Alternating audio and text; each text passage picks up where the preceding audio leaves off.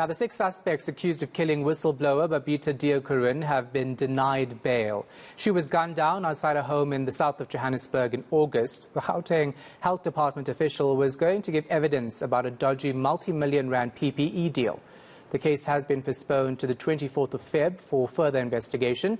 Our reporter Slindelo Masikane is following the story for us. She joins us now live. So, Sli, quite a lengthy judgment today. Take us through the highlights.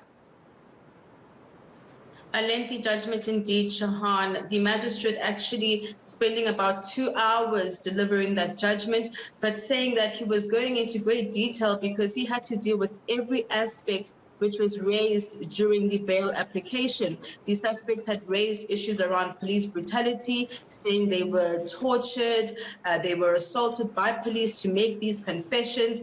Also dealing with the fact that the suspects were saying that the state has a weak case against them. However, in all of these aspects that he was dealing with, he said that a lot of the issues that the suspects were raising were matters that were actually going to be ventilated in the trial court as opposed to the bail court. But in all, he said that the suspects were facing Schedule 6 offences, which meant that the onus was on them to prove to the court exceptional circumstances for them to be released on bail, saying that they failed to do this. Let's take a listen. Other than vehemently challenging the admissibility or not of the confessions and point outs made by the applicants, there's nothing exceptional that the applicants have placed before this court.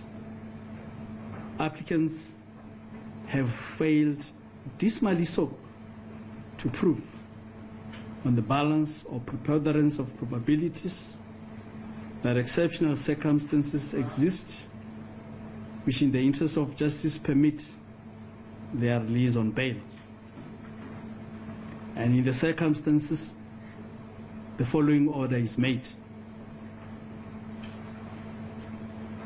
Applicants 1, 2, 3, 4, 5, and 6 application to be released on bail is dismissed. I thank you. Sli, what's the Deokaran family saying? While they were in court today, Shahan, we spoke to Babita's brother, and I must say the family was quite relieved to hear the magistrate delivering that judgment and saying that bail was dismissed. They're saying that they're really hoping that the wheels of justice in this particular matter won't be turning slowly and that there will be justice for Babita. Let's take a listen. I'd like to say that we're content with what happened today and we're happy about it. And I have faith, all of us, we do have faith in the justice system. And I know, come at the end of it, all justice will be served. How has the family been coping? It's been a few months since her death, but of course it must still be very, very difficult. We have been coping. We basically depend on each other. We rely a lot on each other. And thankfully we are a close-knit family, so we handle it in that manner. And as a family, you know, Babita was a whistleblower but tragically lost her life because of it. What would you like to say in terms of the protection of whistleblowers like Babita? Well, once they come out, I suggest, that they get protection. As soon as they even say 2 words, they need to get protection. Yeah, because in her case, it was unbeknown. Even us as a family, we do not even know. Yeah. There was also a demonstration outside court. Tell us why. Well, we saw civil society organization eNCA coming out to support the family, but also to say that whistleblowers need to be better protected, that it can't be that when people speak out against corruption that they lose their lives because of that. So we saw that demonstration taking place outside the Johannesburg Magistrates Court. We spoke to one of the officials from eNCA. This is what he had to say. We are here to rally behind all the whistleblowers who are law-abiding citizens.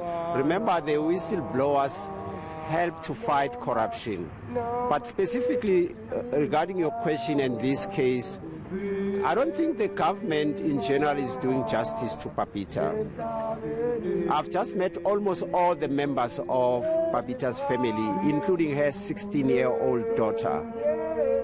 I was surprised and taken aback that not a single government official, including the Premier, who made a very good statement regarding this case, have visited the family.